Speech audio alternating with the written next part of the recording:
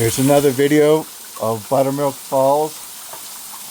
I love this. I'd never seen it like this before. The entranceway, all the water. You can see the ice packed up against the fence here. Looking around. Now I look more detailed into the ice on this video.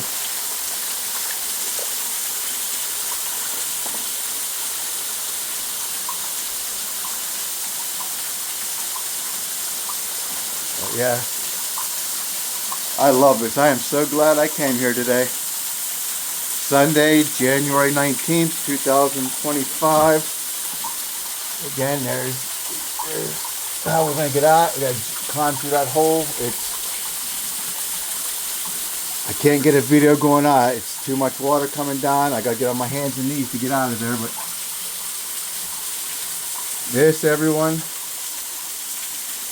this is well worth the trip. It was snowing, the roads are covered. It took me over an hour to get here, but I was already in the area, so dealing with something else.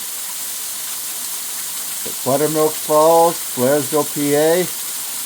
Absolutely love this. You should all come and check this out.